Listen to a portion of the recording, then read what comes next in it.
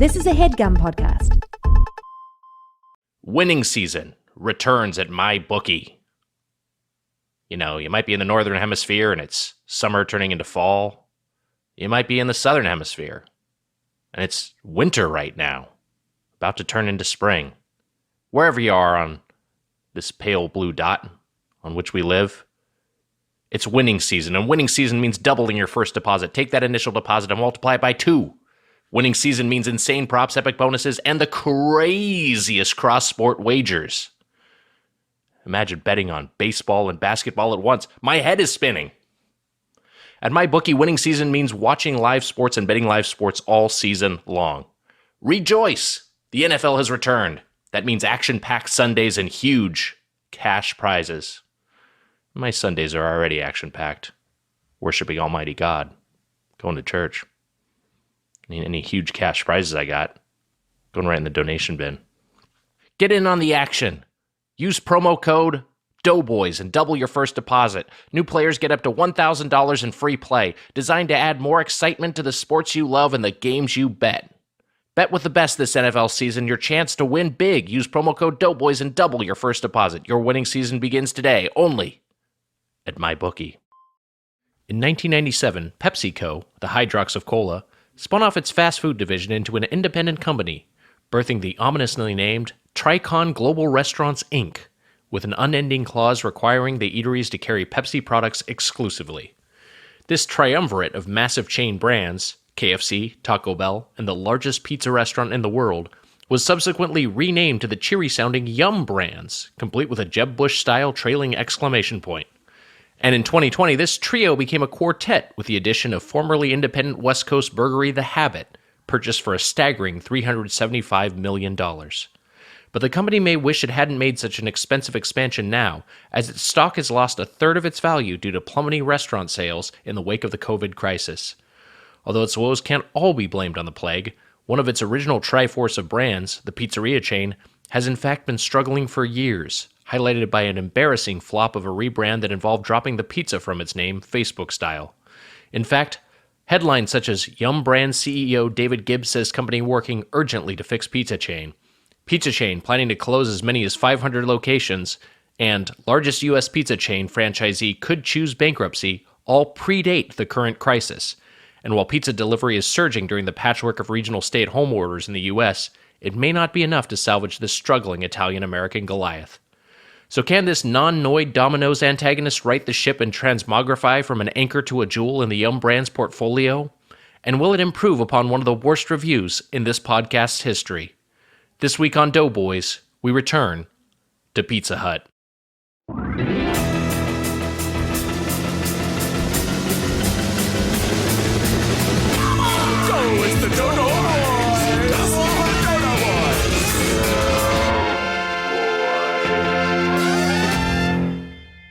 Welcome to Doughboys, the podcast about chain restaurants. I'm Nick Wiger, alongside my co-host, KK Sliders, the Spoon Man, Mike Mitchell. Hey, Wags. That was courtesy of Tom in DC. Tom writes, a little Animal Crossing roast. Hope you all are well. roastspoonman@gmail.com. Tom in DC. Tom what? What's his last name? Tom in DC? I think maybe his last name is Nook. Maybe Nook hit us with the roast. It might be Tom Nook himself.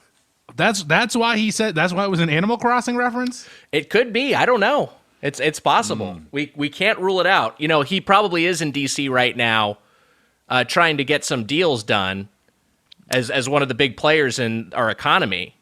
He's probably on Nook might be on that task force with the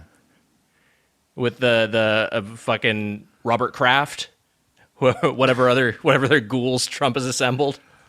I wish that I could catch 10 fish and then add another room to my apartment. That'd be sweet. Except, I wouldn't be able. Maybe I'd be able to get like a wharf roach or something like that. Yeah, I mean, I don't know what the big what are the big. We're talking Animal Crossing for anyone who isn't aware. Animal Crossing, the new game on Switch, where there is some you basically are trying to improve a town / your home. It's this crazy fantasy world, this crazy alternate economy where you can have a house and then pay off your home loan. So it's pretty fantastical. But you get to you fish, and then you can sell the fish. I don't know what the hot items are right now. I don't know what in my hot item, I mean the crafted item that you sell to Tommy and Timmy Nook. I mean, like, what is the big fish out there? What gives you the most bells? Bells, the currency in Animal Crossing. I caught a blue marlin the other day. Wow, how exciting! Yeah. Maybe I'm about done with Animal Crossing. Really? How can you say this?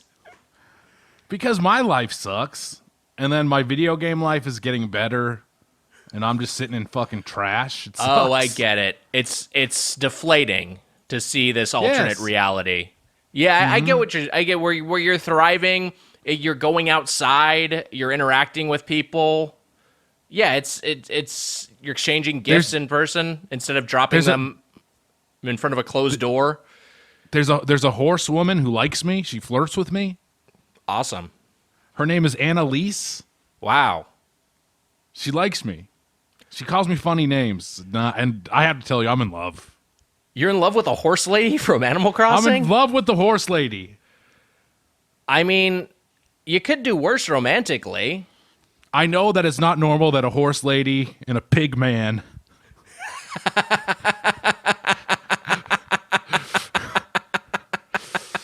howdy ho to Spoon Nation. I'm embarrassed my guest saw that. That's a good sign for the guest. That means that you're a good person. You're of note.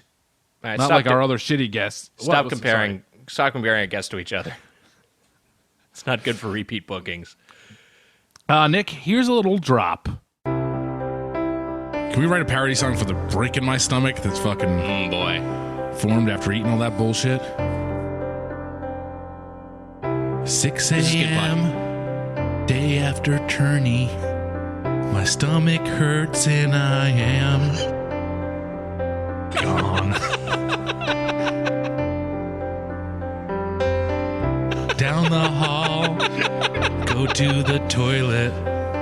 I sit upon the porcelain throne.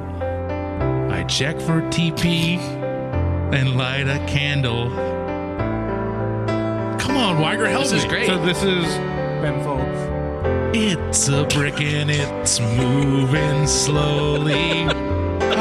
My butt in the water's brown now. How's that? I love it. I think it's very good.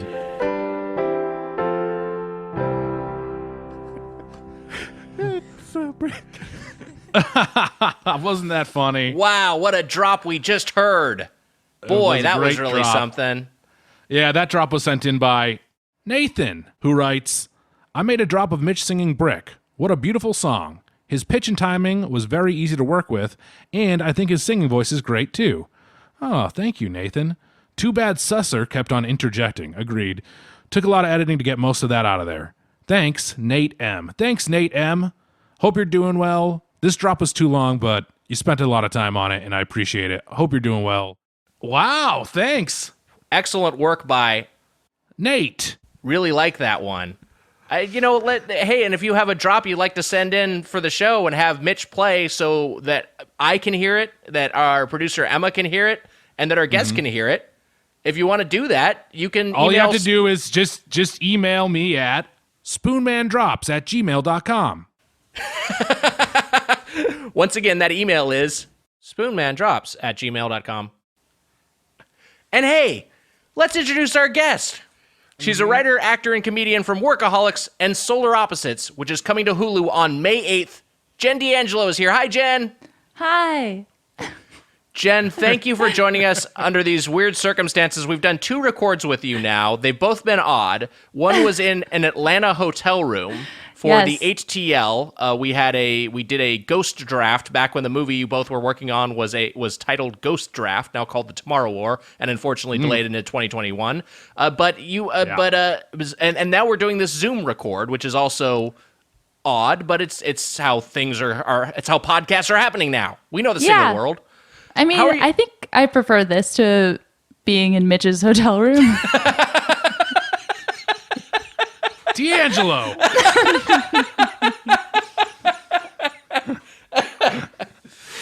You're not the only one. I mean, I think I prefer this too than being in that hotel room for months at a time. We should address something that we may have discussed on the double episode we did with you, the Patreon episode, but I think it's worth revisiting if we have explored it. Your last name is D'Angelo. Mitch is from and Emma also from from New England, where there is a chain, a sandwich chain called D'Angelo's. Yeah. Have these two D'Angelos ever met? We have not met. Wow.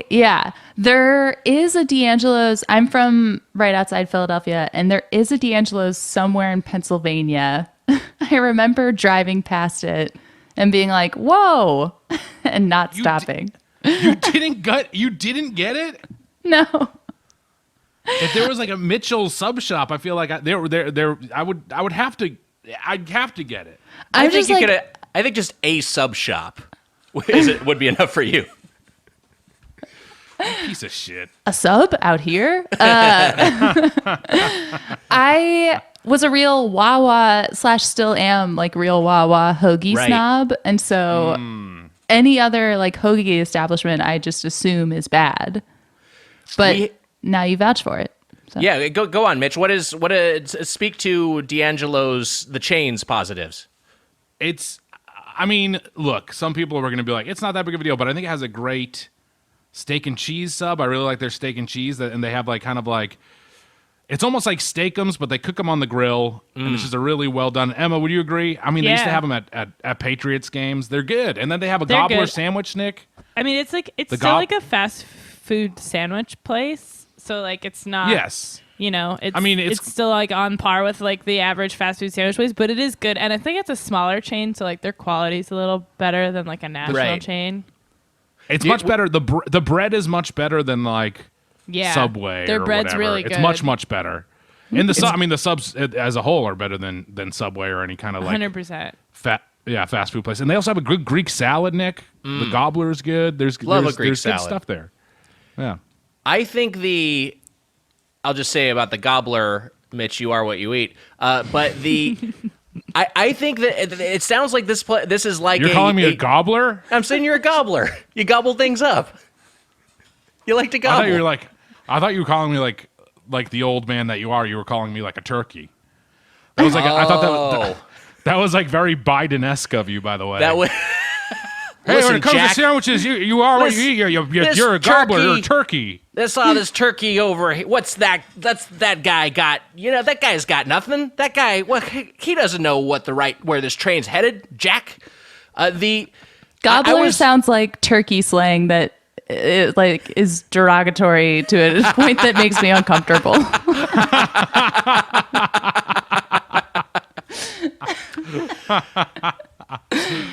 I think you're right. But it sounds like D'Angelo's is kind of on the level of like a Jersey Mike's, a Firehouse Subs. Am I wrong? Is that where you'd place it? I mean, I really enjoy it. I mean, I try to get you to try a lot of these places while you're in Massachusetts. Now you're never going to go back to Massachusetts. We'll go back. Just not gonna travel. We'll go back at some point when we can travel. Jen, so you mentioned... Come. I'll go. I've already been. I'll go. There's precedent for me going twice. I've been to Boston twice. Come to Quincy and hang out at Malachi's with me and Micus and Wu-Tang. I've hung out with all these guys. We've hung out multiple times in multiple cities. I've done it. The proof is there. I've done it. No, haven't spent enough time in Quincy. You gotta spend more time in Quincy. Jen, so you mentioned Wawa, and as someone from the Philadelphia area, obviously you have your allegiance to this chain, as a lot of Philadelphians do. What is your go-to order at Wawa? And you gave us some advice as to what to get when we did our live show out there, which was actually very helpful. But I'm curious, what would be your advice to a Wawa novice? Oh man, I mean, I always do like a turkey hoagie, and I grew up with Wawa, so I watched it become like, I watched all the options just like explode for the sandwich. And I think you got to just kind of go simple, especially if you're just there for the first time. Don't get like too swayed by like all the new stuff that they have on the touch screen. Just go for like a simple hoagie and, you know, toss some toppings on there. Don't go too crazy, and just enjoy a simple little hoagie. And then the mac and cheese is also pretty good. Once again, you are what you eat, Jack. It's true. I do feel like a simple little hoagie. I think that's a pretty accurate description of me. Where do sandwiches rank on in terms of your indulgent foods? Like do you, when you're craving, like I want to just really eat something heavy? Is a hoagie a go-to for you? Does it have to be the right hoagie?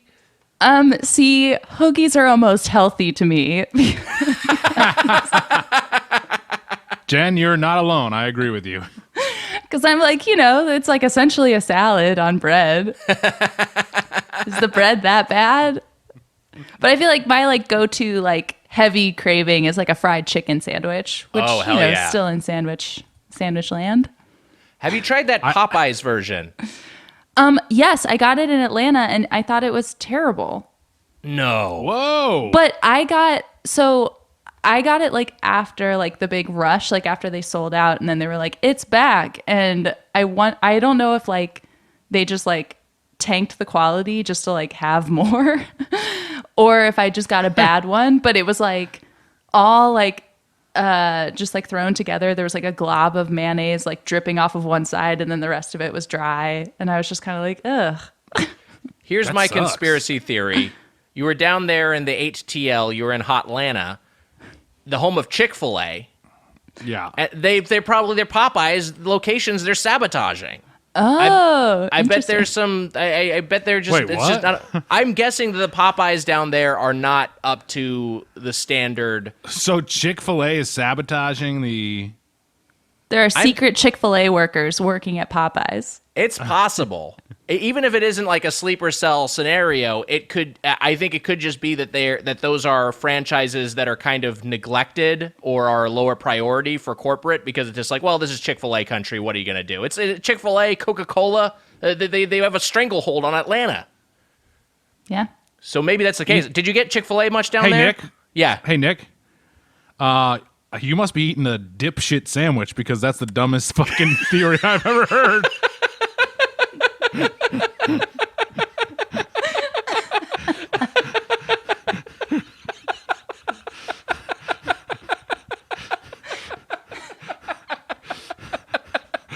I couldn't. I'm sorry. I had to be honest. It's fine. Also, I just have a little surprise for the three of you. Okay. Emma and Jen and Nick. I'm actually not recording at Palmerston today.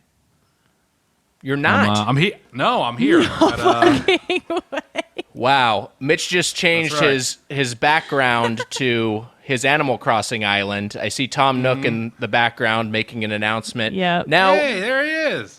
now isn't your island though also called Palmerston? Yeah, I mean, I'm not. We don't have to get into the specifics about where I live. Okay. Didn't you say that though when you said? Yeah, you said you're not at Palmerston, and then you just put a backdrop of a different Palmerston. We didn't have to point it out, is my point. We didn't have to talk about it for this long. I'm gonna say, oh, check, that's creepy. My mic, Nick. It's cutting down the size of my head, which I kind of like. Yeah, so the silhouette of Mitch's mic has been green screened out. And don't be confused because his name is Mike, and he has a mic, referring to his microphone. Jesus Christ. So, Nick, I want to say this about Jen. Mm-hmm. We knew each other through UCB, all right. Like everybody through UCB. Like we knew each other pretty well. But when I went down to, and now we got to do tomorrow war draft now too, by the way. I don't know how we'll do that, we'll have to draft tomorrow's.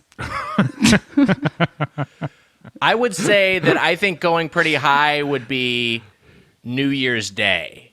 Because that means it's New Year's Eve, and you got a new year ahead of you, and that's always very exciting for everyone. That's a pretty big tomorrow. Now, see, that's interesting, because to me, that's a bad tomorrow, because New Year's Eve is better than New Year's Day. I agree with you, Jen. Bad draft by Wiger. I think December 23rd Well, I guess, are you drafting the next day? Yeah. Well, the next day is December Christmas 24th, Eve, which I is guess. very exciting, and then you get more anticipation. I draft Christmas Eve. I'm drafting Christmas Eve. Yeah, I should have drafted Christmas Eve, not the 23rd. Who looks forward to the 24th? You can still enjoy the day of you can still enjoy the day before tomorrow. That's just the anticipation. What about Tomorrow Never Dies, the James Bond movie? Oh. Yeah. There's other tomorrows like that, right? Right. I guess anything that has tomorrow in it suddenly becomes up for grabs. I'm trying to think The sun will come out tomorrow. The day after tomorrow. Day after tomorrow. There you go. You got to outrun the cold. Guys, we don't have to do this because we just did it. Yeah, I mean, it was really good too. It was great. So yeah, we don't really need to replicate it. We don't need to try to catch lightning in a bottle a second time because that was gangbusters. What I was gonna say is that I got to know Jen really well, but you said something to me in like the first week that because we both went down there and like it was that crazy thing of like I messaged you the day I was flying down there. And I was like, I'm in this thing. I heard you're maybe like working on this or in it or something. And you were like, I am. And I had no idea at all that was happening. And then we were on the same flight down there. And then we became great friends, hung out a bunch. I mean, I'm saying that at least. You might not feel the same way.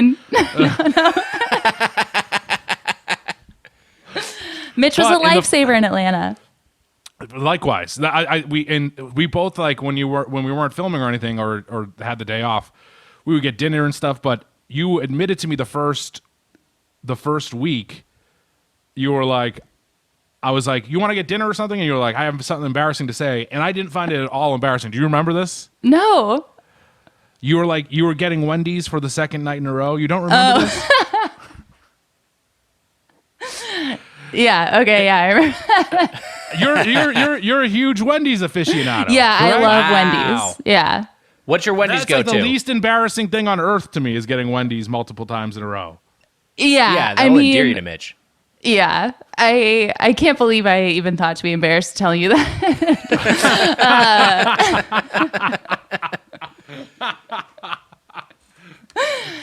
Cut to going to Crystal's with you and Sam and just ordering a truly like smorgasbord amount of food and being like, oh, what did I care about my Wendy's order? We did that. That was for the episode, Wiger. Yeah. Yes. Wait, I went to Crystal by myself then? Is that what happened? I'm trying to remember that. You went with Yusong, I think. I went with Yusong. Me and Yusong flew to Atlanta and went to a Crystal restaurant for a podcast. I think you went at like didn't you also go at like 11 a.m. to Crystal's? Yeah, we went in the morning. Well, that's if I can do it, I'll go first thing because I like to knock out my unhealthy meal early. Eating something very, very indulgent at night usually sets me up for a bad sleep. So if I can get that early heavy meal out, that's ideal for me.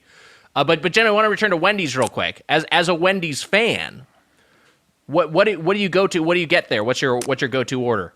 I mostly will just go with the number 7, I think, which is the spicy chicken meal. Hell yeah. So good. Classic for a reason. Oh, it's number 6. God damn it. I always mess that up. I feel like, I know that I'm wrong, but I feel like it used to be number 7 and they changed it. It's possible. There's a lot of menu. I'm not very confident in my menu, like combo menu numbers. I feel like those get shuffled around a lot. Yeah, I feel they're like always changing stuff around, introducing new items. Like the number one at McDonald's is a reliable one. That one I just know I'm locked in. That's going to be Big Mac meal. But other places I'm like I don't know what number 4 is anymore.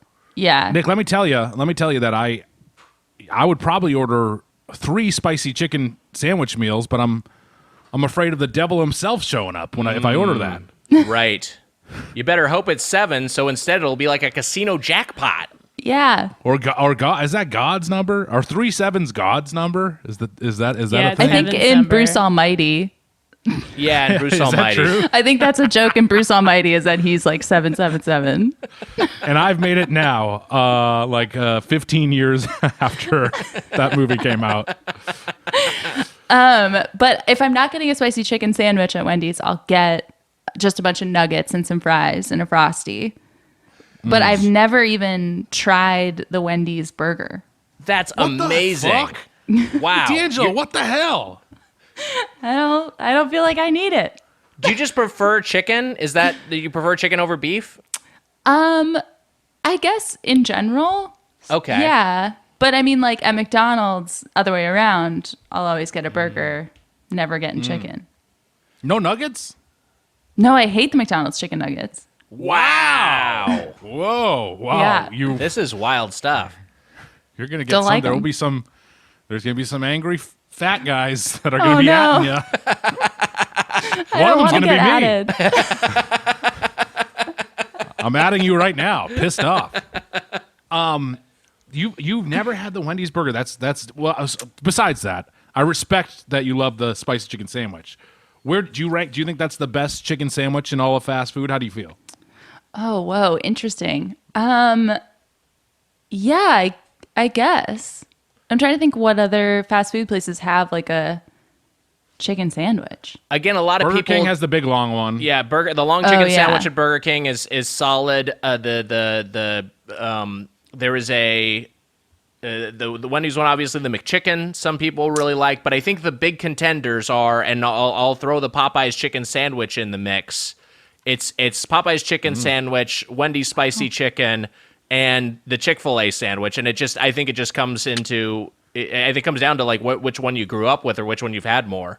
Yeah, I feel like I got to try the Popeyes chicken sandwich again because we didn't really have Popeyes like around me growing up, and so I haven't really had it that much.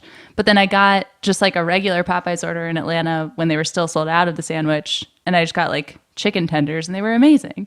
Yeah, So I Popeyes. feel like I had a fluke sandwich experience. Popeyes is S-tier fried chicken as far as I'm concerned. I mean, it's just really good. Now, I haven't had some of the other regional ones like your Bojangles, which are only available in the South that I've heard good things about. But you know, if you're weighing Popeyes versus KFC versus Church's, I think Popeyes will almost always be my preference. And I think, but the chicken sandwich, I've had.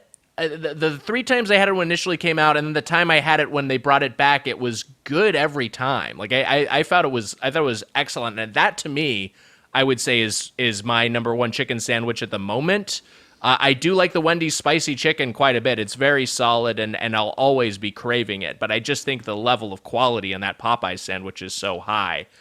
But As far as fried chicken goes, number one is Popeyes. Number two,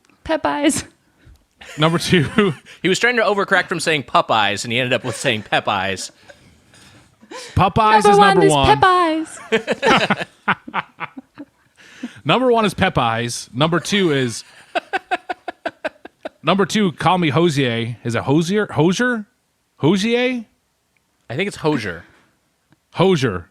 Yeah. Because take me to church, Wiger. Mm-hmm. Yes. Churches.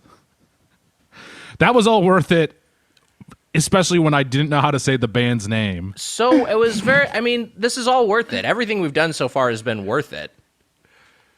Yeah, I think I really like I do like Churches quite a bit, and I think Churches is very good. I'm not going to sell Churches short. I mean, the thing is, fried chicken is like so good. And I think you really have to, it's just like inherently so good. Not that I've never had bad fried chicken, obviously that you can have bad anything, but I feel like Are you doing a parody of a fast food podcast? The thing about fried chicken is it's so good. The fuck is this? I'm just doing a very straight-laced food analysis. I'm turning into Jonathan Mays. Yeah, I mean, like the Business Week fast food an analyst or whatever fucking. Who you love, who we both like. I respect the work of Jonathan Mays, but yeah, I don't know. I guess that was kind of that's what a fucking very on the nose, straight ahead fast food podcast would say. Also, I don't know. I got another hot take for all you listeners. French fries freaking rock. Can I spit some fire at you guys? If you're going to get a fountain drink at a fast food restaurant, make sure you get some ice. And you might want to have a straw. Ice cools it down, and also when you're done with the drink, you can crunch it around in your mouth. It's pretty cool. Pretty cool. I don't know if you guys know this, but when you get chicken nuggets, you can dip them in a sauce. There's a great hack for you.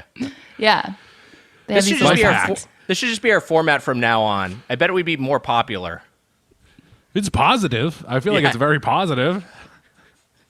If you get a burger, Actu- try a slice of cheese on that bad boy. Really wake it up. Jen, I want to ask you because I know that you were playing. You were also playing Animal Crossing: New Horizons. Are you starting to get over it like Mitch has, or are you still thoroughly addicted? I feel like I'm not starting to get over it, but I feel like I'm not as addicted as I was.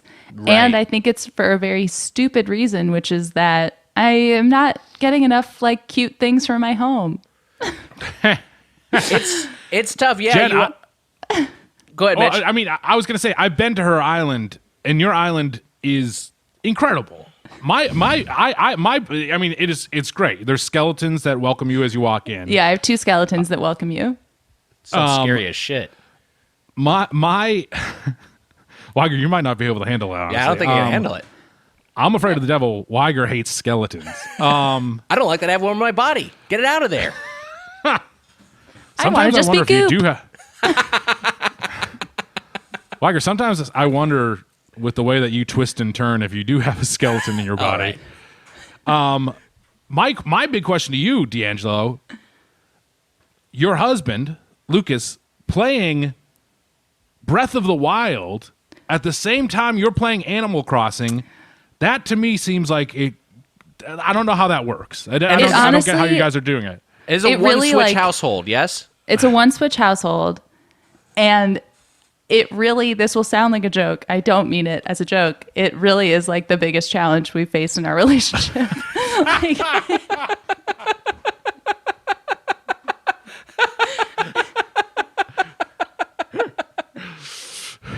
I believe it.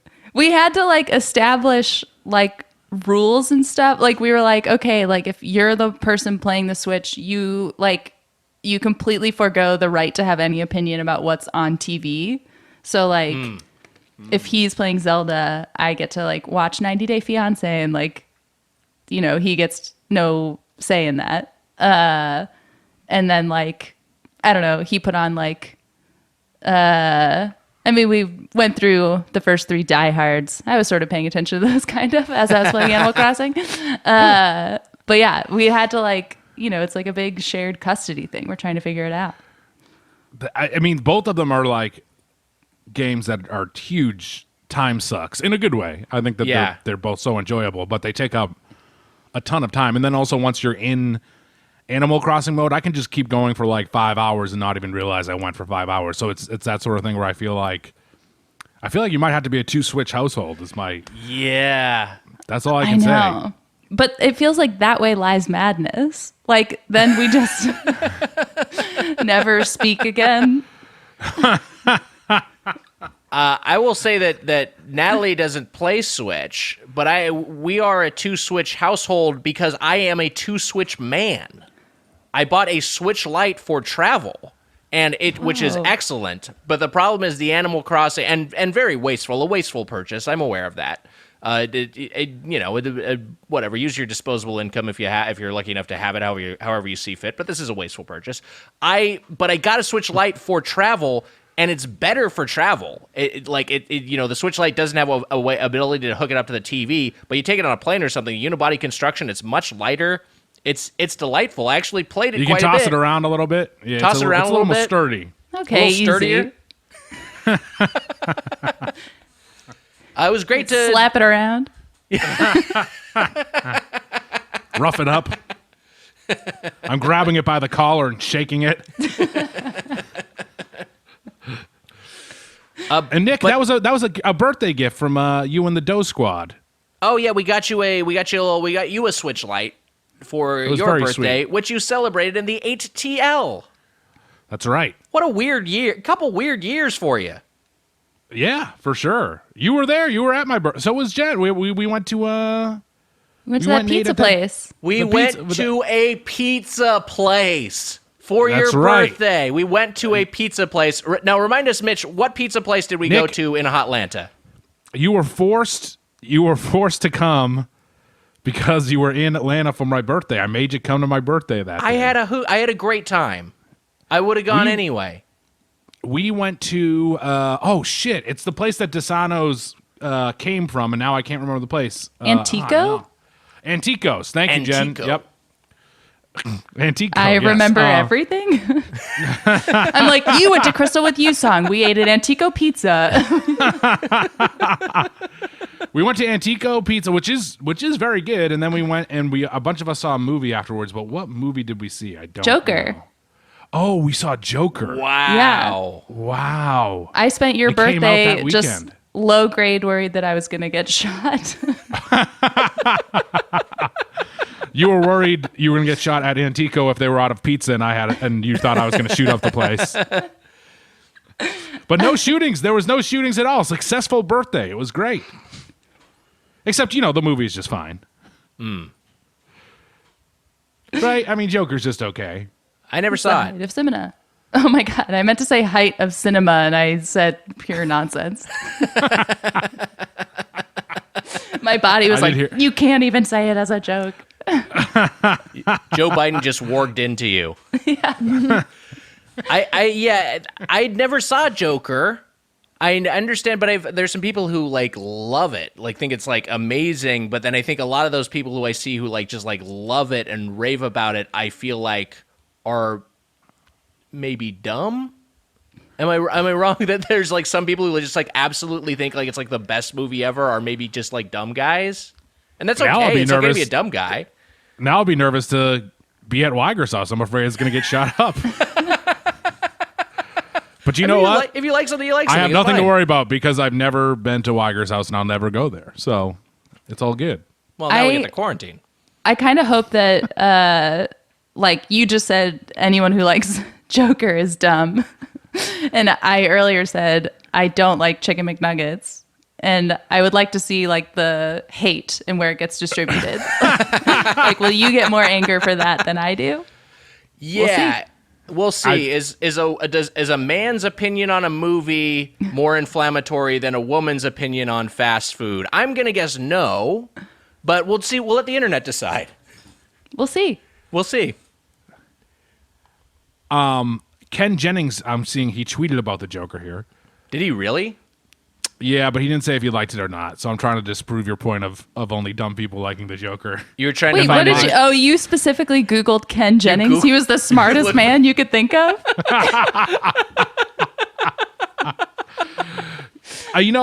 Just You know going down the what? roster of Jeopardy contestants. What did Arthur Chu think of Joker? What did Watson what? think of Joker? Watson the computer? Yeah. Watson's a dumbass. He did, didn't No, someone beat him? Watson Didn't a won. human beat- No, Watson Watson won. won? Watson's smart. Watson's smart as Wiger. shit. A big day for robots, eh, Wiger?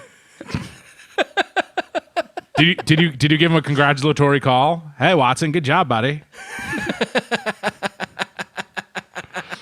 Fine. I'll go to the person that's one level above Ken Jennings. I'm gonna search Alex Trebek in Joker. Now, I don't think Trebek has a Twitter. I'm guessing that he doesn't have a... I don't think he does. It'd be interesting if he did, yeah. Yeah, I don't think you're going to find his opinions on Joker. But, No. yeah. I also feel like he hasn't seen a movie in a long time. Does he seem like he stopped watching movies in 1970? Right. Yeah, I think so. He Or just maybe he did. Maybe he has seen Joker. I don't know. Has Alex Trebek seen Joker? Hit us up, hashtag Trebek Joker Challenge with your guess, yes or no. One of the people who's correct will win a prize to be determined.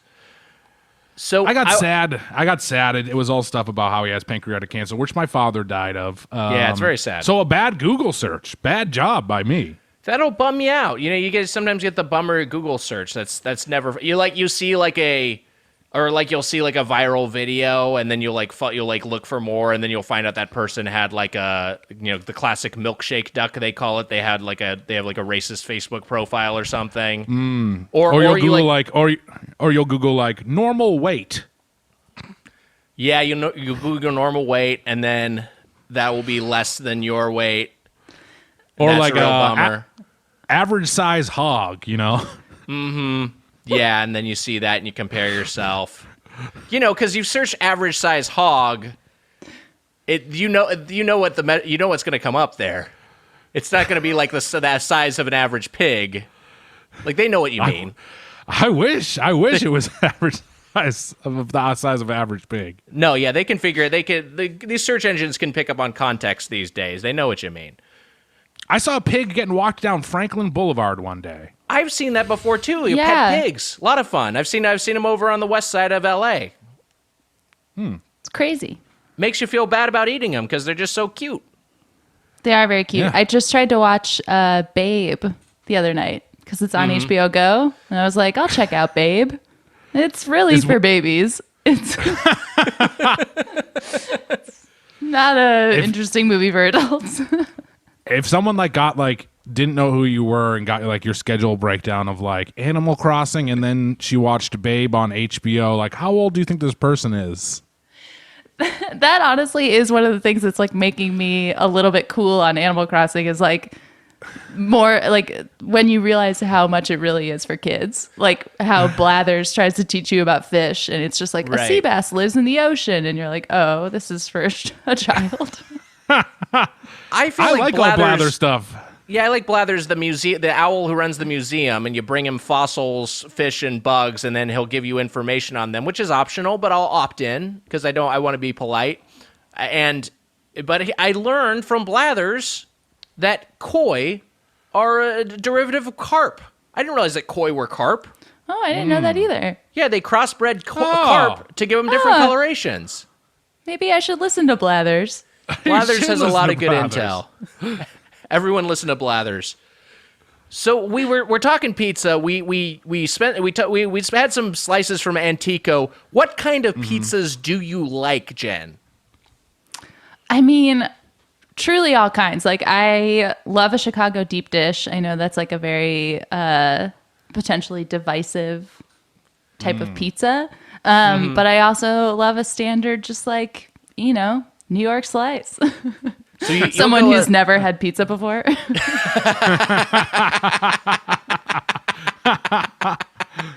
But yeah, my Twitter handle is famously Jen Likes Pizza. That's correct. So, I do really enjoy it.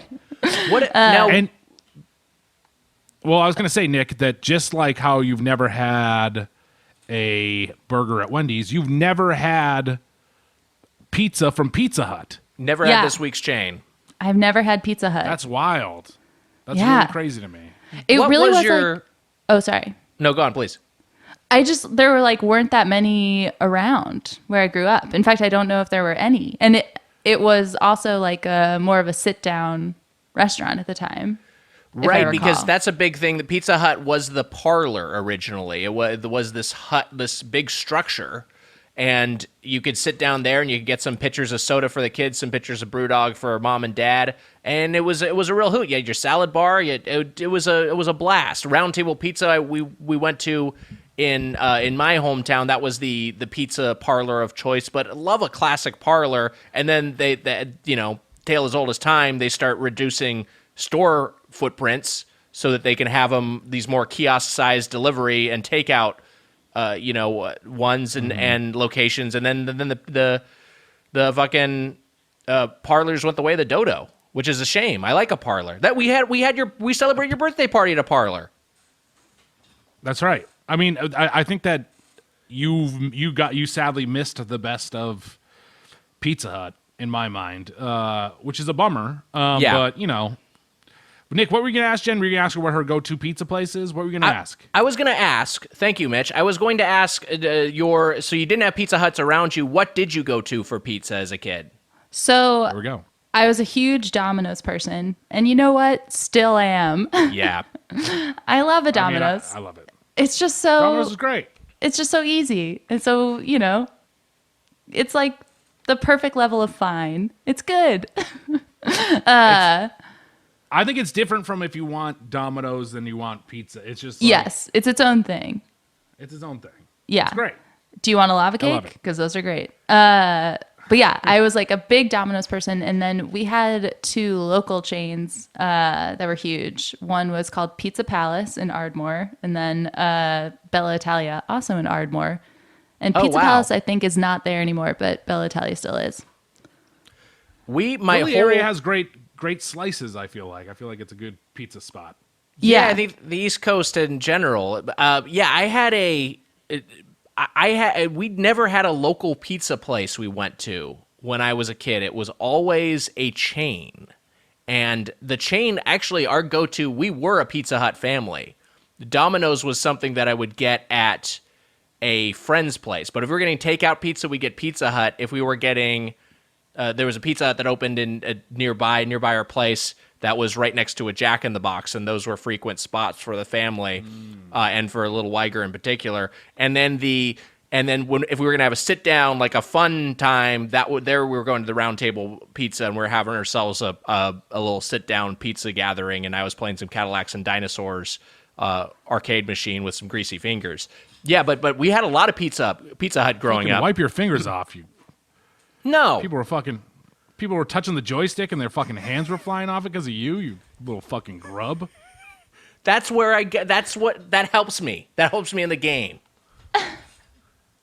That's my trick. That's my secret. I'm always greasy. So we would go. We would go to Pizza Hut a lot, and Nick, I don't know if you've seen my screen. So Mitch has changed his background to be in Blather's museum. We see Blathers the owl behind him, and actually, this is kind of amazing framing, Mitch. You have an exclamation point over your head, as if you are emoting in the game. I don't know And why also, I'm looking like. Blathers is asleep, which is an accurate depiction of what people look like when talking to you. Oh! Okay. D'Angelo. That was like a Joe Biden burn. That was great. You make people sleepy.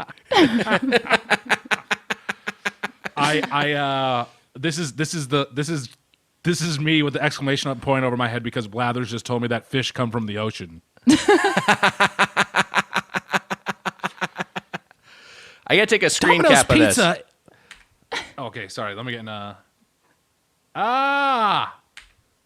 Nick, hurry! I hate this. I took a screen cap of Mitch making this.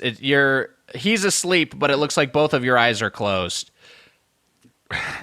What were you going to say, Mitch? You're Domino's. Oh, and I was gonna say, Domino's Pizza is a pizza chain in the United States of America. That's like a Blathers fact.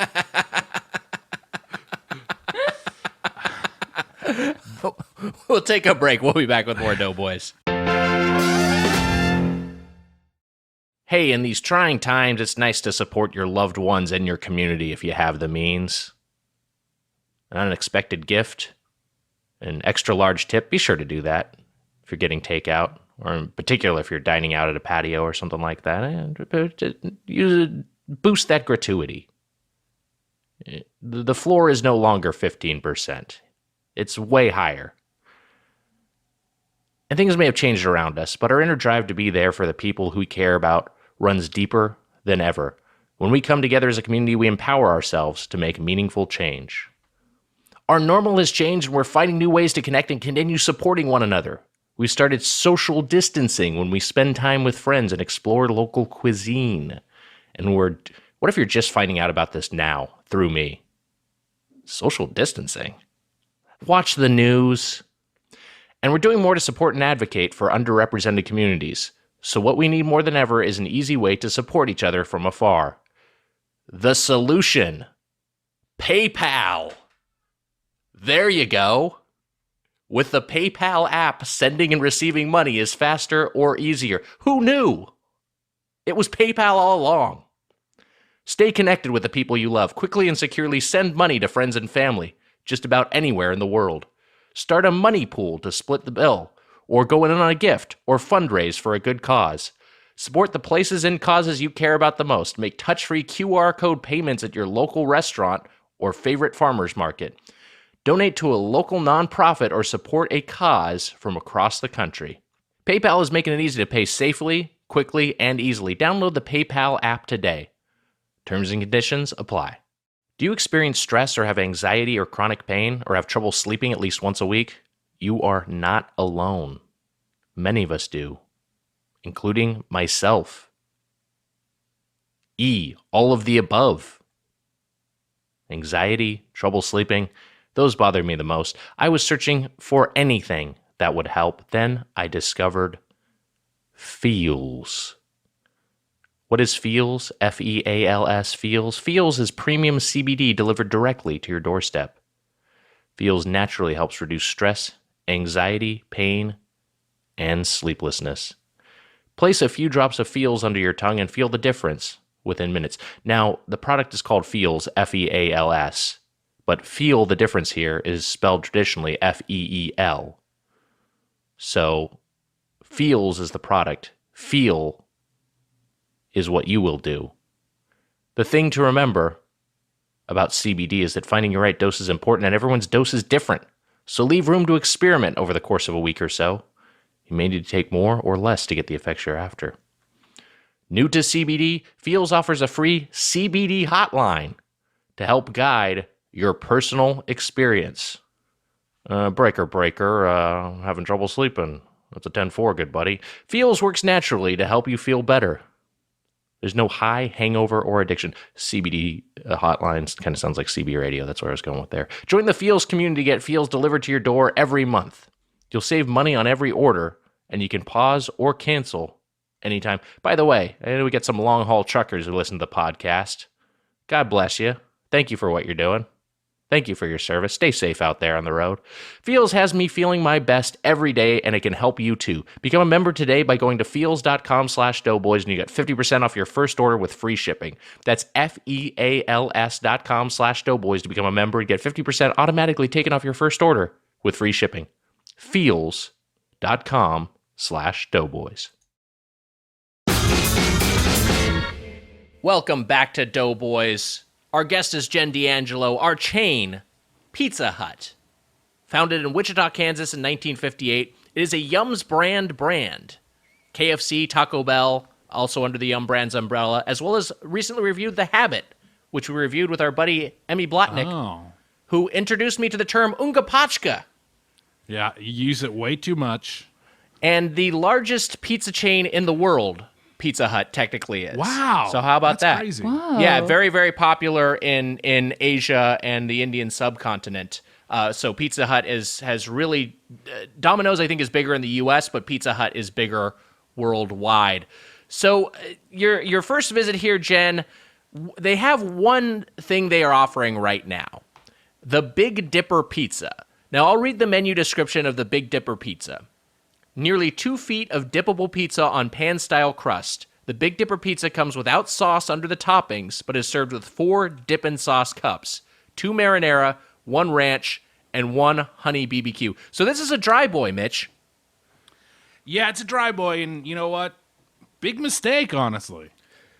It's an interesting. As I was eating it, and Jen, I want to hear your thoughts, but I was like, this to me feels like an appetizer. Yes. The way that this is presented Yes. feels like I would get like pizza bread as a starter at like a Chili's or something like that. But Jen, let's start with a Big Dipper Pizza, which I assume you also got.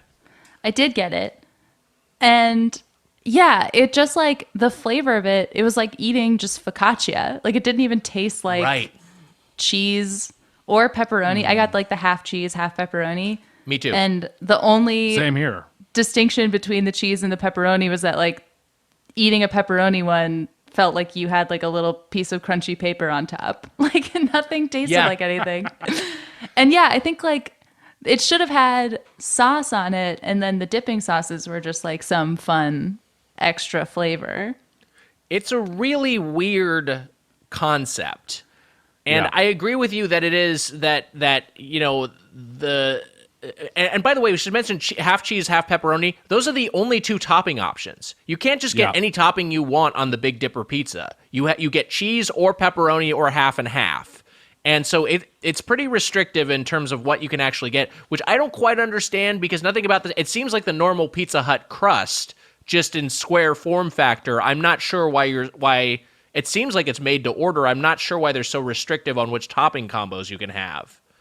You know, it's not like if you put sausage and mushrooms on this that it would be like, whoa, this doesn't work anymore. You know, it'd just be like a different way of having it.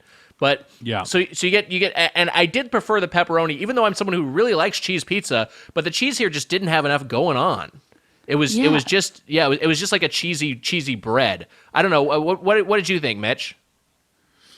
I thought it was so appetizing. I like, imagine if you ordered this for like a couple people, how disappointing it would be. Besides the fact that like the idea of a dipping thing is not a great idea at the moment, where you're like everyone's dipping into a cup.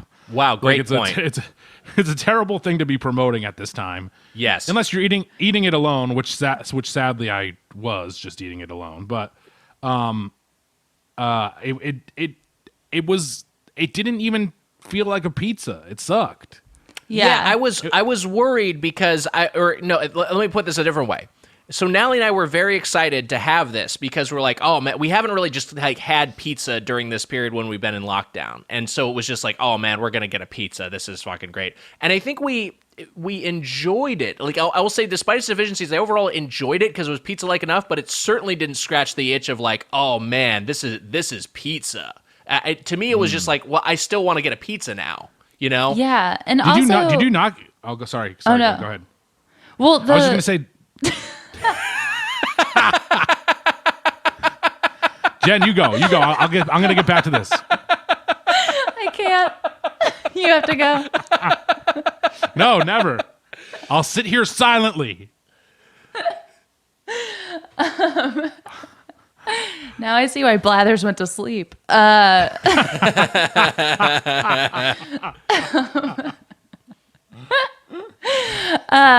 marinara sauce was also, I thought, very bad. Like it was very watery and sweet. It felt like dipping it into like a candy. Yeah, it's very, very sweet. It's. I had a roommate, and I guess this is a thing that, you know, I know that you know it's like a Filipino thing, like sweet spaghetti. Yes. And I had a Filipino roommate, and he would put like just literally add granulated sugar to his marinara sauce. Oh. And you know, and I know it is a thing that some people like, but it doesn't work in this context at all. It's like it's just way too sweet. And I think that is a thing about. Yeah, go on. Well, yeah, just like isolating it makes it like it needs a little something extra. And it needs to be baked into the pizza with cheese on top of it for you not to taste it. Did either of you guys get any? I hope that you guys got something else besides this thing. I got. Well, we should also. Before we move on, I do want to talk about the other dipping sauces. But yeah, I did get something else. Now I didn't get anything else pizza like because it is still pretty substantial. And I was like, Natalie, I know was just going to have literally 2 pieces, and they're not like traditional pieces. They're like cut into strips. So you know, like a garlic bread. And so like, it was a lot of food for one man. I argue that it's not. I mean, sure, it's substantial, but like, it's a huge waste of packaging. The box is gigantic. The pizza isn't very big. It's not like a huge pizza. Here's what I'll say. It's $12. So as far as price goes for this thing, it's okay, even though it kind of sucks. But Nick, the dipping sauces that you want to get into, that to me is also another issue. Is there's the candy tasting marinara, which isolated just doesn't taste that good. Yes. And then to me, the only plus side is the ranch. The ranch, they have a good ranch at Pizza Hut. I will absolutely stick up for their ranch. Good ranch. But then finally, that's the sweet barbecue. That's like another candy dip. It sucked. It's a honey barbecue. It's even sweeter than the marinara. It's and you get 2 marinara cups, 1 ranch and 1 honey barbecue. Give me 2 ranch instead. I mean, that honey barbecue just didn't fit. And it's so weird to be dipping a pepperoni pizza into barbecue sauce. Yeah. Or just what, Jen? Or just like don't say 4 sauces. Like it's a very weird thing to be like you get 4 sauces and 2 are the same. It's like why? Yeah, and the packaging is like it feels like a little bit wasteful. Like they really want you to feel that it's like 2 feet long. Yeah. Yes. And it's a container if you could fit your pet's ashes in. It's just fucking huge. Jesus Christ. Jen and I both have pets. You don't. So weird thing to say. Is that what you were thinking When we showed you our pets, how big would their ash container be? I got Zip and Buster's ashes in my house in Quincy, Massachusetts. Oh, how about that? In a little What are they? box. Are they? They're in a little box. That's Yeah, nice. on the anniversary of them passing away, I do I bump lines out of it. Jesus Christ. Snort up a little Buster and Zip. No, of course I don't do that. I do No one wonder what thought I'm you going to do. did. No one thought you did. Now I think you I'll- do. I do wonder what I'm going to do. I mean, I hope that I die before Wally and Irma. That's the sad truth. I don't want to outlive those two. But I don't know. Maybe I'll freeze them and try to have them be brought back to life later on. I don't know. They're too Nick. I love them too much. You're hoping for some sort of breakthrough in like transhumanism, trans animalism, a way for like, you know, that whole humanist movement where you could put your brain into like a computer and then you live on forever. You're hoping for something like that in animal form. I want Wally's brain, once Wally is old and has passed away, to be put into Ted Williams' body. Wow, he's better at hitting homers. Hell yeah, Wally. Weird. I spent $85 at Pizza Hut. Come on. How did you What do else that? did you get? What did you get? You want me to give you the rundown? Why don't Yes, you fucking please. relax? I got myself the half cheese, half pepperoni Big Dipper pizza with 4 dipping sauces, which is stupid, as we said. 1 8-piece buffalo chicken medium breaded bone-out wings from Wingstop, which I guess doesn't really count as... Does it? I mean, it's part of the Pizza Hut umbrella. It's not Wingstop. It's its own thing. It's its own thing, okay. Yeah, it's not. They have their own. It's Wing Street. It's like an Wing Street. off-brand I'm sorry. Wingstop. Yeah, That's what I meant, Wing Street. I also but got that's still- those. yeah. I got some bone-in wings. I got some traditional wings. Go on. We'll get to those. I got a ranch, a blue cheese, stuffed garlic knots with marinara sauce, and for dessert, I got the ultimate Hershey's chocolate chip cookie, and I also got a medium original pan pizza. Wow. So you went for it.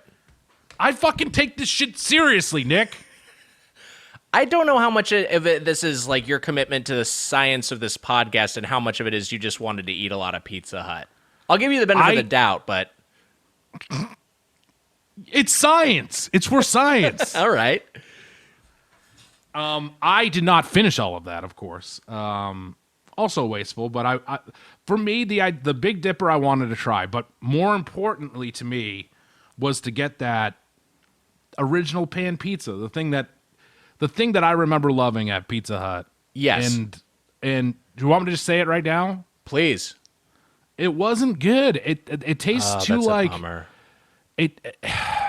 There's just something that happened where like you would go into a Pizza Hut back in 1998 or 97. I mean, even before then, but I'm saying like Yeah. the last time I remember really enjoying it, 98, 99, 2000 even. You would go into Pizza Hut. You just saw Godzilla in theaters. You were hoping... just saw Godzilla. So this is 97 or I don't know. It's somewhere around there. 98, I think, right? Yeah, I think it's 98? Yeah. You just saw Phantom Menace in theaters. 98. You just saw Phantom Menace. You want to relax. You should. Casper had those cool. No, never mind. They had cool puppets of Casper, and they were good.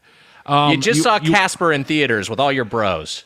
With all your buddies. You That saw fucking Devin ruled. Sawa at the end, and you got all horny.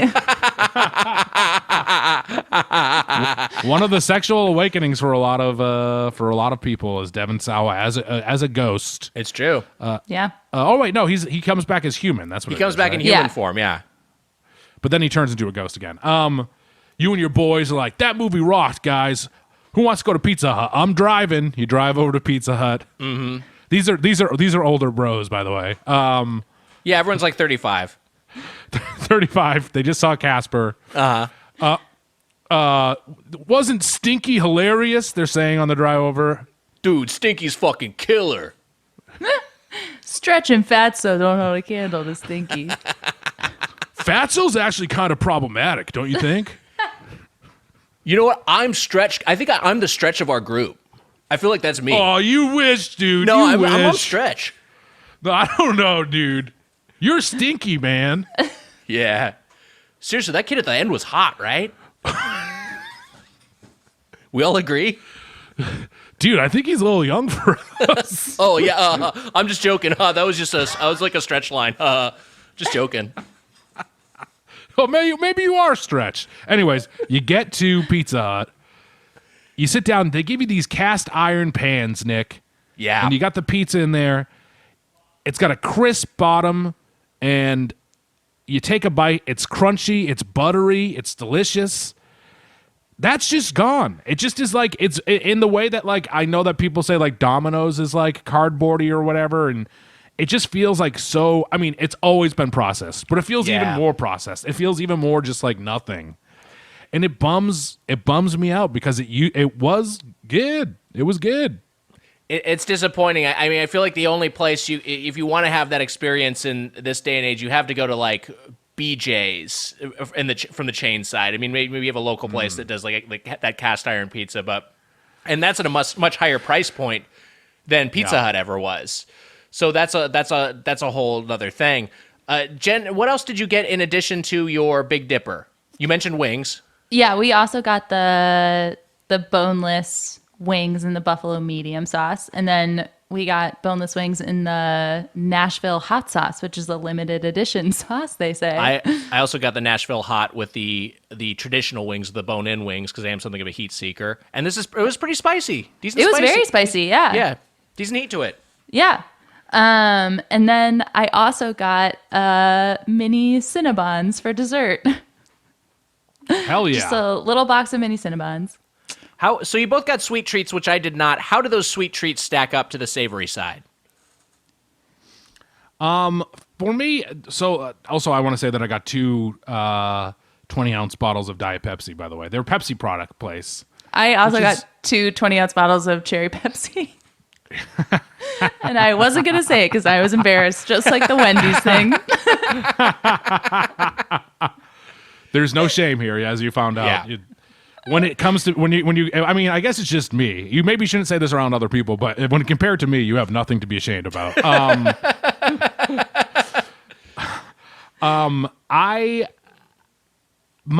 thought the buffalo, Jen, you got some of the boneless ones with the just like a medium, like just regular buffalo sauce. Yeah.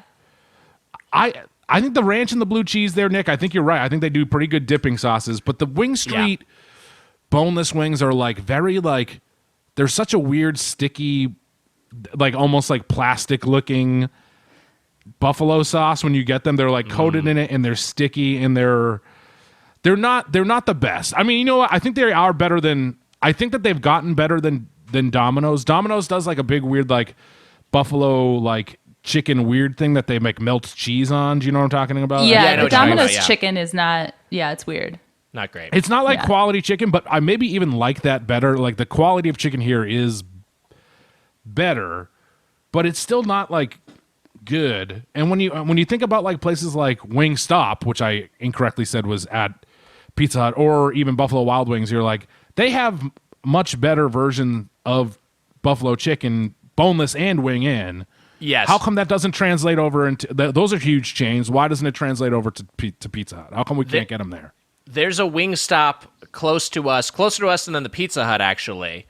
And I picked up at the Pizza Hut because it's a little tricky to deliver at our place. And so I picked up there. But these wings made me, I was like craving Wingstop. In the same way that I was eating the pizza, I was like, man, I would love some real, the Big Dipper pizza. I was like, man, I would love like just some real pizza. I was eating the wings and like, actually the wings I liked better than the Big Dipper pizza. I got the bone-in ones and weirdly, it was an order 6 wings, but was not an even distribution of drums and flats. Not a huge deal. Not the end of the world, but I would prefer 3 and 3. Not the. I either got 2 and 4. I might have honestly gotten 1 flat and 5 drumettes.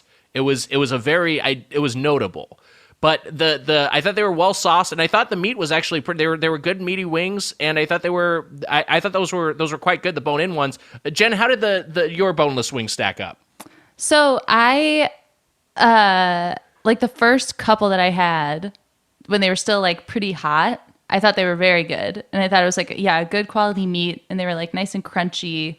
But then the second they were not hot, the sauce did kind of congeal into like a kind of a weird consistency. And then it felt like a little bit disappointing. And while I was eating all of my Pizza Hut's bread, I was reminded of when I was a child. One Christmas, I begged my parents to get me GoldenEye for the N64. Hell yeah.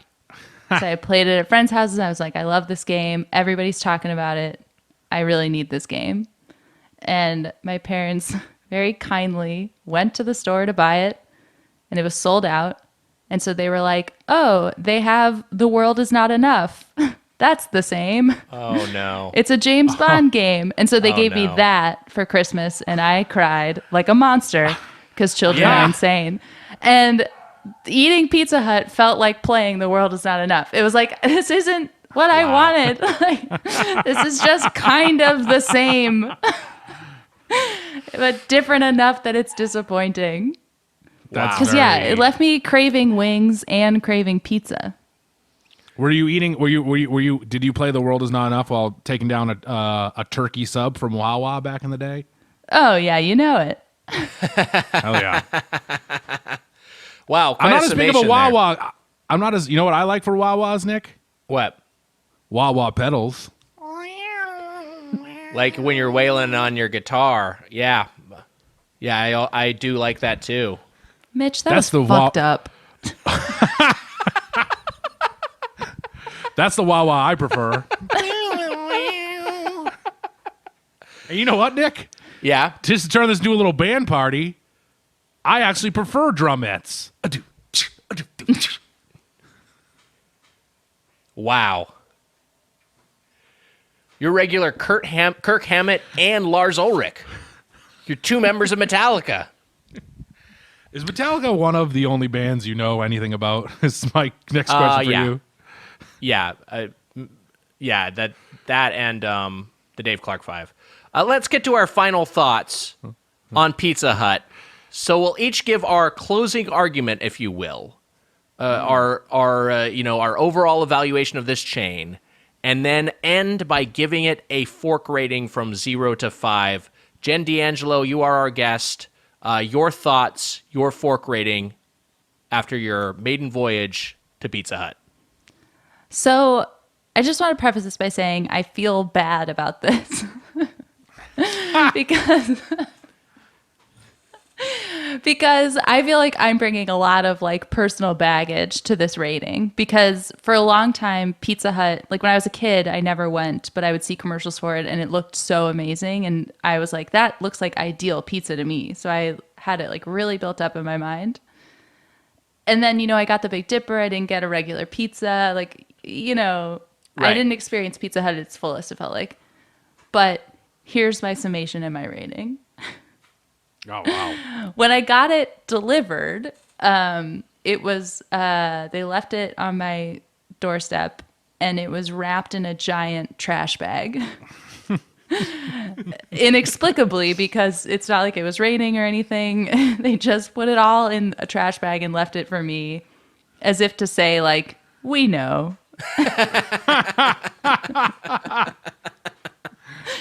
And after eating it, I was kind of like, yeah, I didn't really need any of this. It just felt like such like a, like a hollow rendering of the food that I wanted. Right. And so I think I'm going to give it 1 fork. 1 fork. Wow. Wow.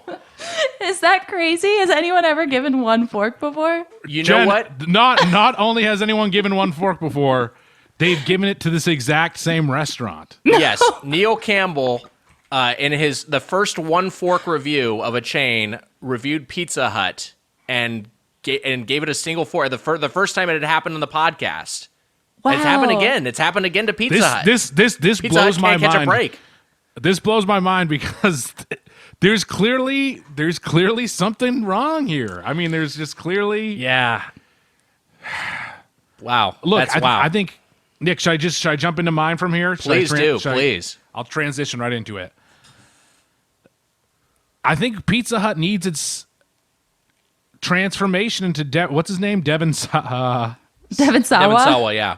Devon Sawa. You want it to be a hot little boy? Pizza Hut needs to transform into its little hot boy version of itself. I think that I honestly think that Pizza Hut needs to pull the same thing that Domino's did, which even though it was bullshit, like you did notice a difference in Domino's and they were like, hey, we fucked up for a long time, but we're trying. It just, the taste of it now, which to me, it used to be like the big fast food chain that to me didn't. And look, I know that there's a lot of nostalgia tied to this, but it was the one that it's like, oh, we're going to a parlor. Jesus. This tastes more like actual sit-down pizza. It doesn't, like Domino's is Domino's, and I love it, but it is what it is. And Pizza Hut had like a different feel to it. It felt like you were getting a pan-cooked pizza that you could taste the butter, you could taste the crunch, you could taste the ingredients, it tasted good. It's not the same anymore. I should just get into what else I got. Of course, I got those 2 Diet Pepsis, but I also got those the stuffed garlic knots, which was actually probably one of the highlights. Garlic knots stuffed with cheese in them with marinara sauce. Those are pretty good. Nick, my and then of course I told you about the pan pizza and the wings, which the wings were just okay. They weren't great, but they were. My other problem with the Big Dipper. It kind of gets cold too fast. It got there, it was kind of cold. It wasn't hot, like whatever. Yeah. The Big Dipper sucked. I think the Big Dipper was not good. Spoon Man's Bite of the Night, Nick. It goes to Hershey's chocolate chip cookie. It came in a little tin pan. I put when it got cool, I put it in the oven. Nick, my Easter dinner that I had solo. I had leftover honey baked ham that we reviewed a week ago. Mm-hmm. And I heated up some garlic knots and I had some of that chocolate chip cookie again for dessert. And it was great. The chocolate chip cookie is good. It's especially if it's hot and if you have some ice cream in the fridge, some vanilla ice cream, Nick, which I know you love, put a little scoop of vanilla on there and eat it up. It's great. Delightful. I'm not going to go as hard as Jen on it. I'm going to go 2.5 forks, but I think it really needs... God, 2.5 almost seems too high for what it was. That was $86. It was a ton of food, but I mean, you didn't have to spend $86. Nick, that's because you got science. You got Nick, a lot. It was science. It was science. But I mean, I wouldn't pay fucking $20 for that. It sucked. It was a bummer. Wow. It all felt like it was food that was like printed off of a computer. It was just like, it looks like food. 100%. Yes. 3D printer food. Tastes like nothing. You know what? I'm sorry. 2.25 forks, Nick. 2 forks, 1 tine. Yeah. These are distressingly low scores for Pizza Hut. Yeah, that's a bummer. If you're the number 1 pizza chain in the world, you got the cash to fucking make to make a quality product. You know what I mean? But also, they must be doing something right. They're the number 1 pizza chain in the world. Yeah, I think so much of that just comes from being Pizza Hut, being Pizza Hut, having that title. Honestly, the inertia of continuing, you can just dominate when you reach a certain size. Because you are that big. I mean, that's Subway. Subway is nowhere near the best.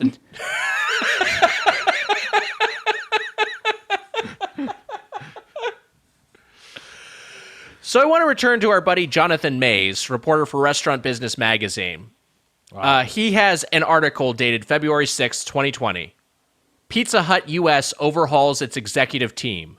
Now, obviously, this is before coronavirus completely changed the landscape of everything economically, but particularly the food service industry. We've all witnessed how it's been transformed. And of course, shout out to all of you out there who are working in food service or just have to work at all these days. If you have to go into your place of business, if you are an essential worker, I hope you're getting hazard pay. I hope you're getting safety equipment because a lot of these chains are not providing that for their workers, and that really sucks. But this is the article from Jonathan Mays. Pizza Hut is hoping a trio of executives from sister chain KFC can help its struggling U.S. business regain its footing. So they're adding 3 executives from KFC. Wild. Yum Brands owns KFC, Taco Bell, Pizza Hut. They're aware that they are in peril. Here's a quote from Yum CEO David Gibbs, who oversees the entire company. "We're urgently taking steps to place the brand on a firmer footing to grow. He had that Hockman's turnaround. This is one of the executives' experience with KFC and his experience in consumer packaged goods. He worked with Procter & Gamble for 19 years before moving to KFC in 2014. Make him ideally suited to work on Pizza Hut's turnaround. So we'll see, Mitch. They might be going down the road that Domino's went down, and maybe they're gonna right the ship. Maybe after this COVID-19 crisis washes over the entire economy, maybe out of the ruins of that maybe they can have something of a comeback. Maybe they can have the Domino story, or in more recent years, a different sector, but also in chain restaurants, the Burger King story. As we keep saying, Burger King is back. Burger King made a comeback, and maybe Burger Pizza King, Hut can do that. You know what? I mean, the test is time. You know what? Just like the Popeyes chicken sandwich, It's true. the test is really time. Is the test Popeyes is chicken time. sandwich going to be an all-time great? I don't know. It's very good right now. I like it a lot. You got to wait. We're going to see if it has staying power. We're going to see if Pizza Hut can right the ship. Nick, you know what? Where I don't have too much confidence is that they took away all the parlors. I can't say the word parlor. Oh, my God. What They are took away all you? the- Parlors. They took away all the pizza parlors. There They took used away to all the be pizza parlor. parlors. There were parlors here. Well, I worked at the pool. Now, It there was sounded a like you parlor said right power here. cords. Yeah, it did sound like you said power cords. Me and Corn Pop used to go down to the power cords. I think that them taking away the sit down restaurants was a bad sign right off the bat. It felt to me like they were prioritizing money. I know that in a lot of places those weren't doing any business for them, but to take them all away, you can't sit down at a damn Pizza Hut buffet anymore. Yeah. Get the fuck out of here.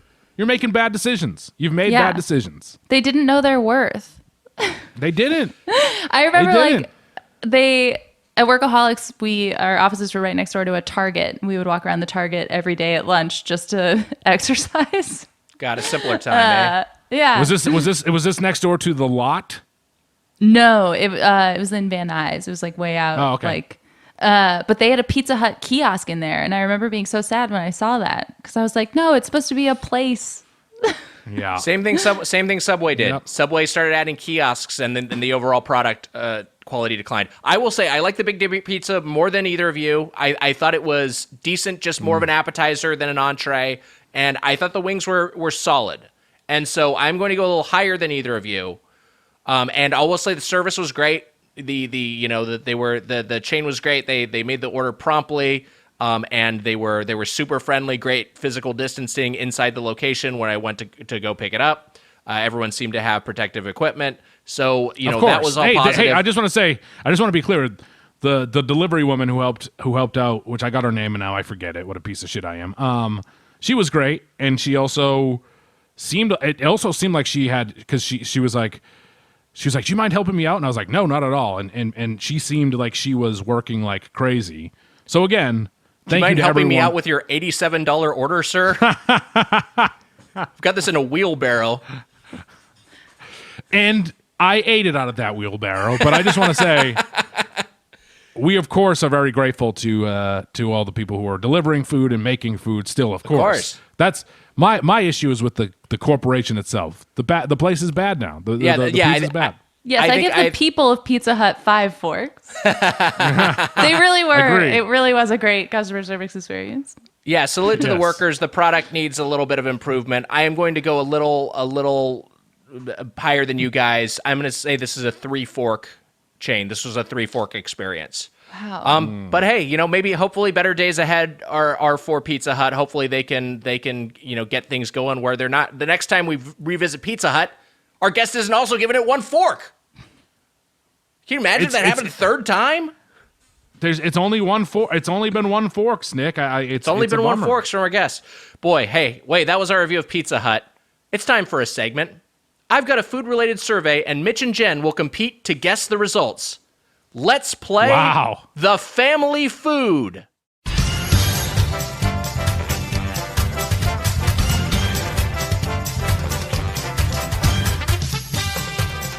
Theme song for the family food, of course, the Richard Karn era Family Feud theme. You picked the Richard Karn era, which is maybe the shortest era. Yeah, I mean, era. Jesus. he was great as Al on Home Improvement. hosting is a different animal than acting, as you guys well know. But he did his best. Hey, so our topping, since we are in Pizza Town, since we reviewed Pizza Hut, is most popular. Did I say topping? I meant topic. Yes. I said topping because I was in Pizza Brain. Our topic is toppings. The most popular pizza toppings in North America. 10 answers are on the board. Jen and Mitch, you guys will take turns, and whoever gets the most correct without collecting 3 strikes will win. All right, are we ready to play the family food? Yes. So we just go one by one? Yeah, we'll just go one after the other. Wait, and it's most All right. popular toppings. Most popular pizza toppings in North America is your category. Okay, great. I really blacked out for a second after the topping topic debacle. I fucked Went up, all right? somewhere I fucked up. Wow, look at this. You got a board up and everything. I do have a board. I mean, this board doesn't work. This is just for sound effects. Jen should be able to go first, right? Yeah, go ahead, Jen. You're a guest. You can begin. Thank you. I'm going to go with pepperoni, baby. Wow. Is that from the Nintendo Family Feud? Yeah, from the Super Nintendo adaptation of Family Feud. Good answer. That was the only one I could find. I bet you asked for Jeopardy and your parents got you that. Like every little boy, I wanted to play the Jeopardy home game. And he a cried. normal kid. And it was just a couple years ago. Number one answer, pepperoni.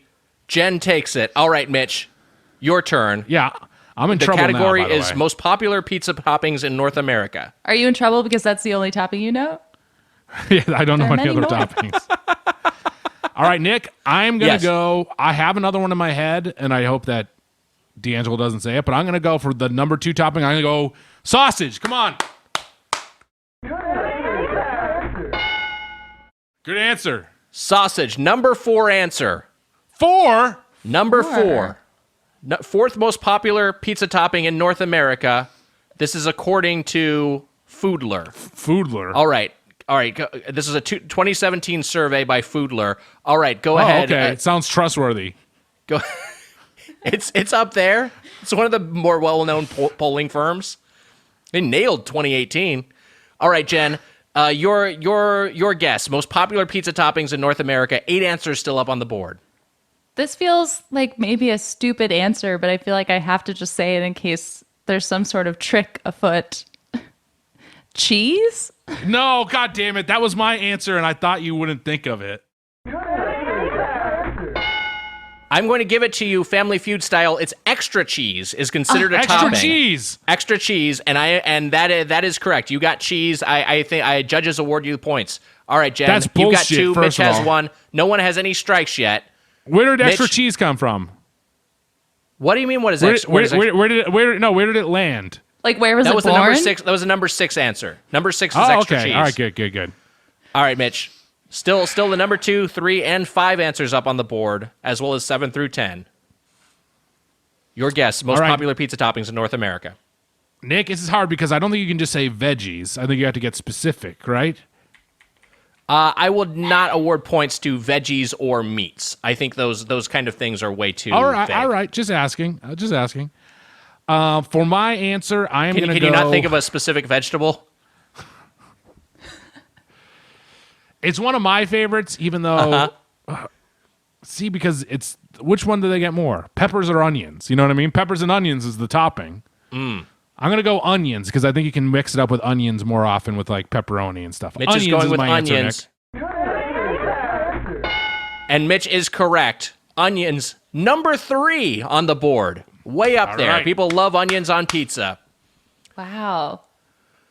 All right, Jen, your turn. I will say, are clues kosher? Can I give a clue? Is that okay? No. This is what you ever play Family Feud before?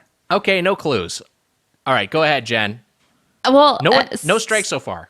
Similar to the veggies question, like, do we feel okay with just saying peppers, or should I specify like a red bell pepper? You know, like a roasted red pepper, different than like some sauteed Ooh. peppers. I think that like jalapenos shouldn't count as peppers. I think it should be like It's red like and bell green peppers peppers. can count as one. Yeah, bell Okay. peppers or yeah.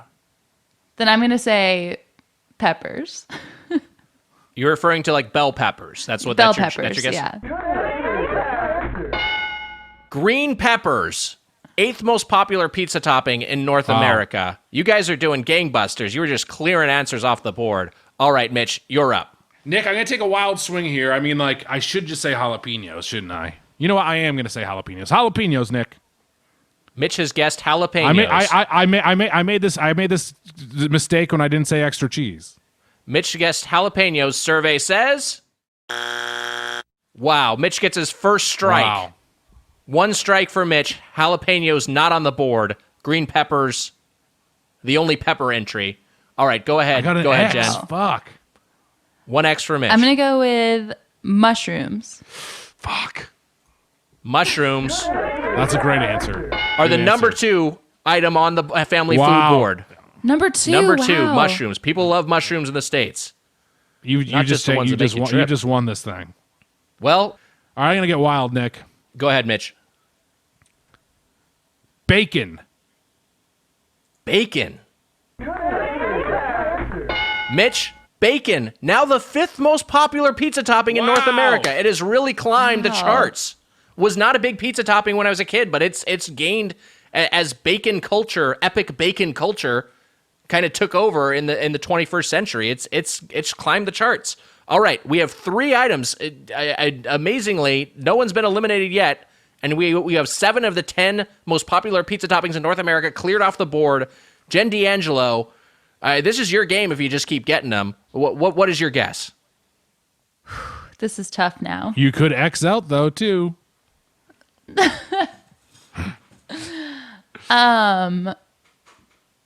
What about pineapple?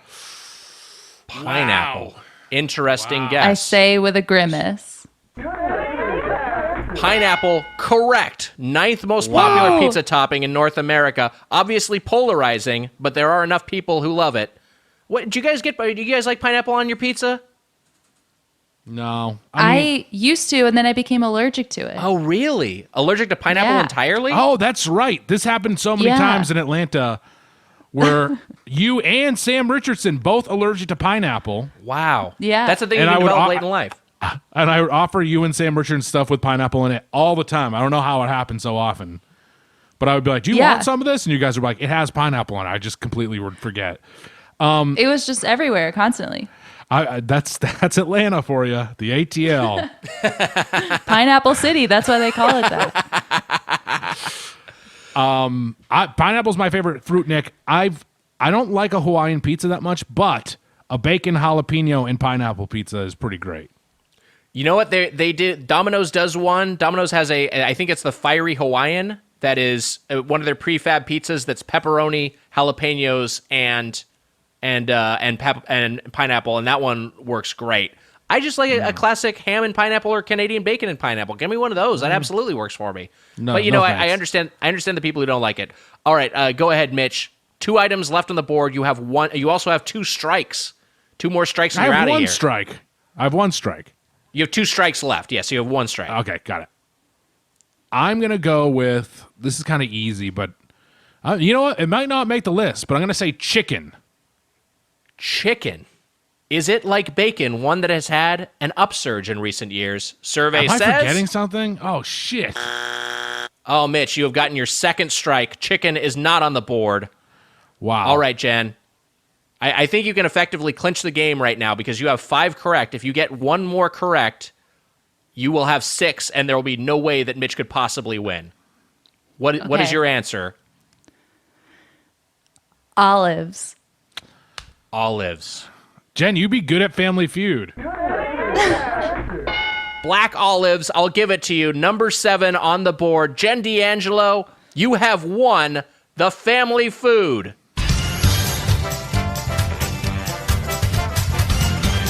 And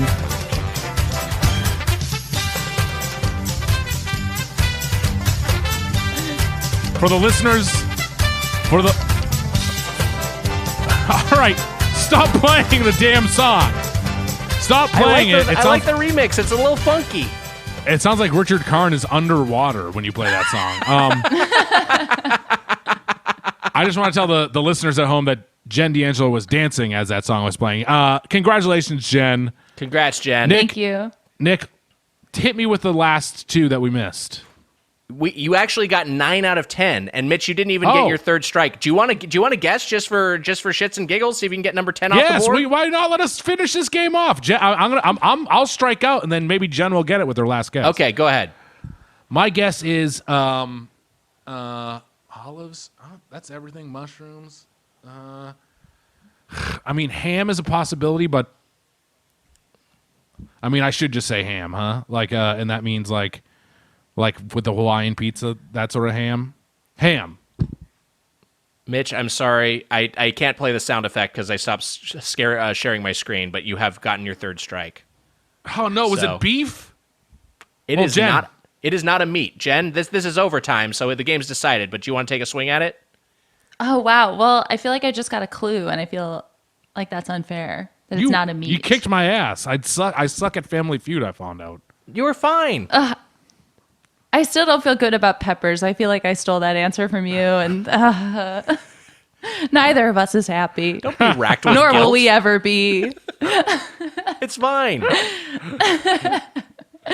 I was going to say anchovies, but if it's not a meat, then I feel like I got everything that was on a Supreme.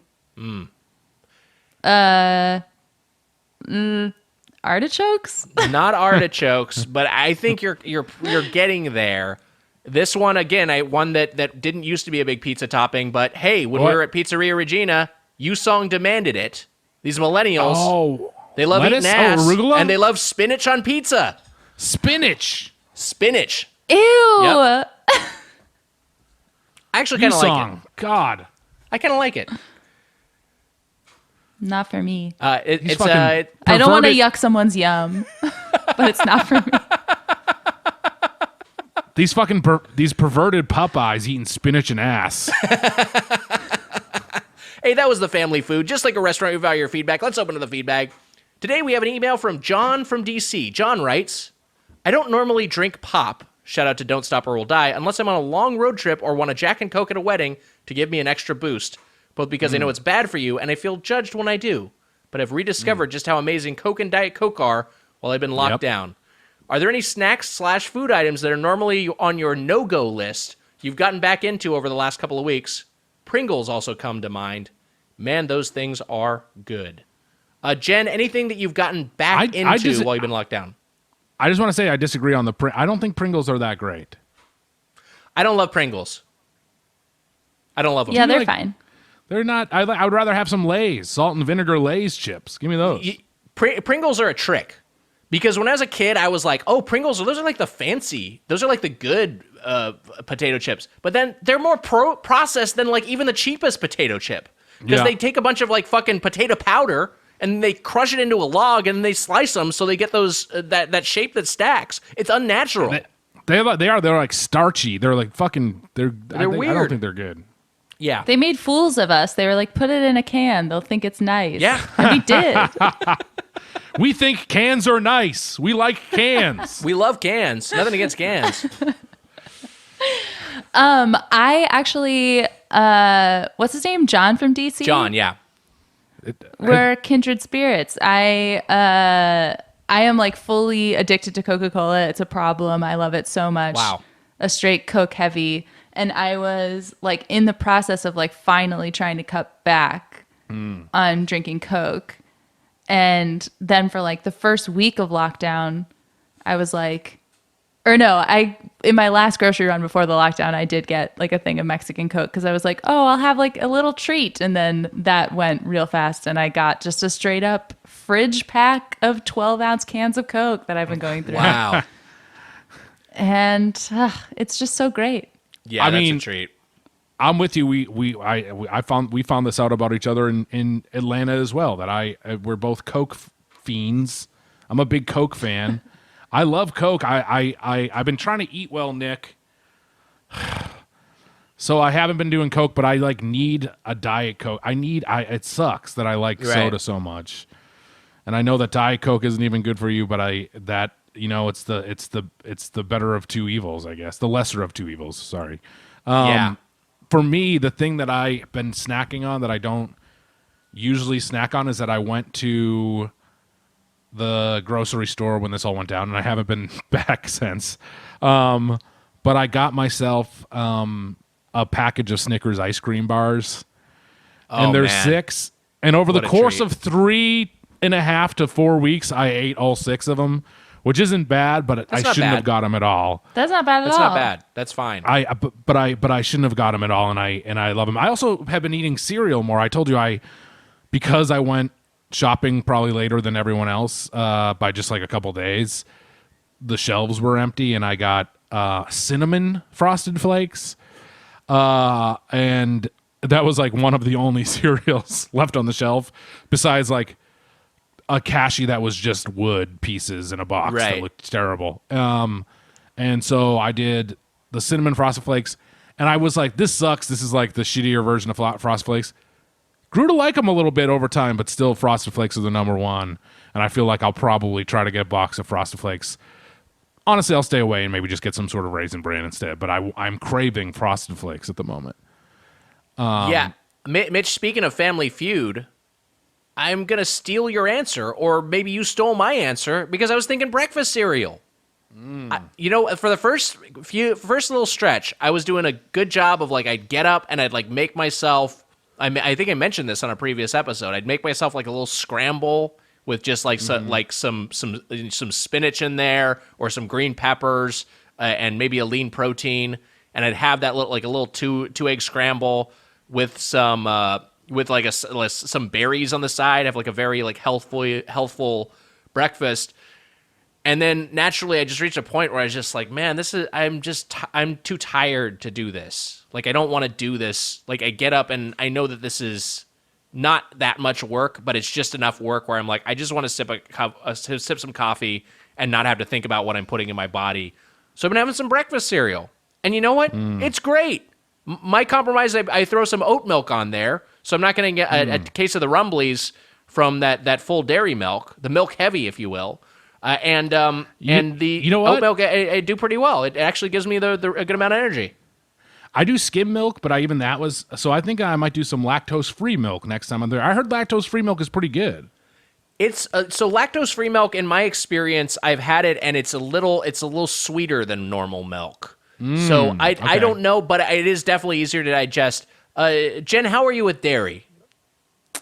I'm okay with dairy, but my husband is lactose intolerant, so we usually have like a lactose-free milk or no milk in the house. So I don't really, but yeah, oat milk is pretty good. Oat milk's good. I like oat milk. Yeah. I think of all the milk alternatives, of all the dairy-free milk alternatives, and I fancy myself the dairy dude. But unfortunately, milk is so strong, so potent. I can only have it minimally. I'm better with things that are more processed, like cheese or cottage cheese. But just straight milk is tough. And so you consider yourself the. This dairy reminds dude. me. Yeah. We discussed this when I was on the double in Mitch's hotel room. A horrible sentence.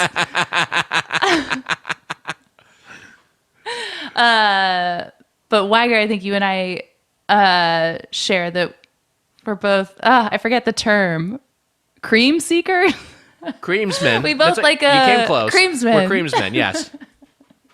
Oh, God. What a horrible minute for me this last minute was. When I was on the double in Mitch's hotel room, we were both creams. You both were creamsmen. This is the worst day of my life now. Sorry. Yeah, pretty common Doughboys guesting reaction. Yeah, it's a common Doughboys thing. You get that follow-up text a lot. But I bought a thing of heavy whipping cream and made a bunch of whipped cream with the intent of like putting a bunch of berries in there, and then just like ate a lot of it just kind of plain. Oh, man. And that was like a lunatic quarantine lockdown thing I did. Wow. That's amazing. Hit us up with your lockdown comfort. Hashtag lockdown comfort eats. What were we going to say, Jen, Mitch? That is as ghoulish as Devon Sawa pre-transformation. If you have a question or comment about the world of chain restaurants, you can email us at doughboyspodcast@gmail.com or leave us a voicemail at 830-GO-DOUGH. That's 830-463-6844. And to get the Doughboys Double, our weekly bonus episode, join the Golden or Platinum Plate Club at patreon.com/Doughboys. Jen D'Angelo, what a treat. We got to get you in studio if this thing ever blows over. But we've done 2 episodes with you not in our normal setup. Over. When it blows over. I'll go with if. But what a delight to have you on the show. Thank you for sharing your Pizza Hut, your first Pizza Hut experience with us and with our listeners. Do you have anything you would like to promote at this time? No. Oh, I guess, yeah, watch Solar Opposites on Hulu on May 8th. That'll be fun. Everyone's looking for something to stream. Check it out. Yeah. Hell yeah. Jen, you're so funny. Thank you for joining us. And yeah, we're sorry. We'll have you in for a normal episode if you'll come back. I know this is the worst day of your life. So Yeah, this is bad. This was real bad. I definitely feel weird that I made this embarrassing admission and Nick immediately ended the show. Until next time, we're Smooth Mike Mitchell. I'm Nick Wiger. Happy eating. see ya. Want to see the sources for this week's intro? Check the episode description. That was a HeadGum podcast.